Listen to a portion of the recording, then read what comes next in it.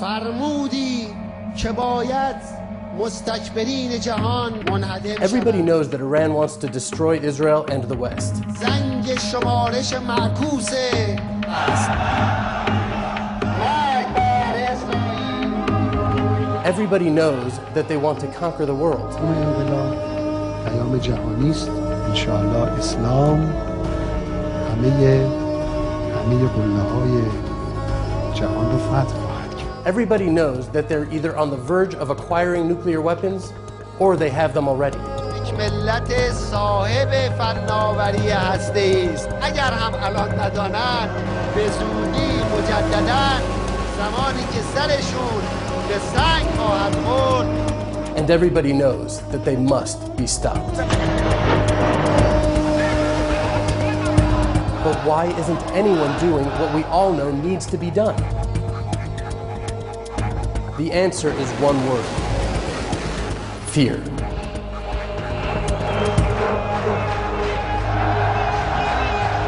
The psychological mechanism at play here is called cognitive dissonance.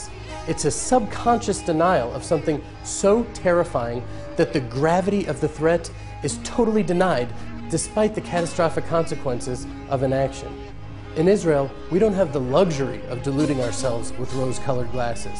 For us, allowing ourselves the indulgence of cognitive dissonance would cost us our lives. Millions of them. We've been down that road before and we're not going to do it again. Have you ever considered the implications of a nuclear Iran? A nuclear-armed Iran is going to spark an arms race in the Middle East and the greater region. Whenever Iran has developed a new weapon that can be used against Israel, they've shipped it to Hezbollah.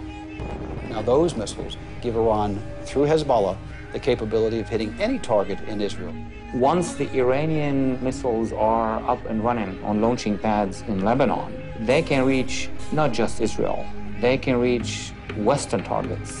The Iranians carried out a test to launch a Scud missile from a barge in the Caspian Sea. Many people believe that this is what the Iranians would like to do with the United States, put a missile in a cargo ship going off of our coast. From 100 miles off our coast, we've never seen it. When Mahmoud Ahmadinejad talks about a world without America not only being desirable but achievable, he could mean a strategic electromagnetic pulse attack.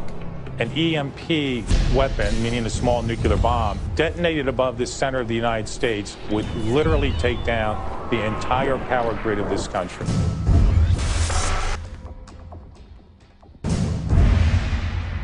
In the early 80s, Iraq was well on its way to completing construction of its own nuclear weapons.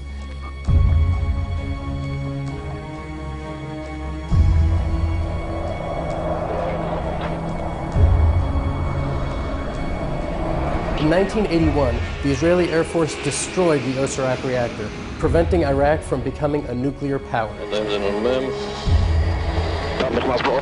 At the time, the world predictably condemned Israel. The United States did as well.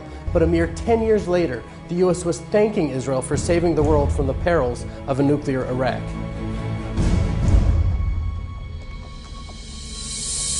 When terrorists hijacked Air France Flight 139 full of Jews and held them hostage in Entebbe, we didn't appeal to the UN or seek diplomatic negotiations. In the most daring and miraculous rescue mission in history, we acted decisively, freeing the hostages and bringing our fellow Jews home. The international community should have learned the futility of appeasement of evil, of attempting to pacify tyrannical dictators. It just gives them the time they need to build their strength and implement their dark and murderous schemes. In Israel, we know this. We simply can't afford to wait for the possibility that the international community will garner up the courage to support us. It'll be too late. Too late for us and too late for the world. As the nation of Israel, we have been assigned the responsibility of being a light unto the nations. And as that light, we not only have the right to defend ourselves, but the obligation to defend the rest of humanity.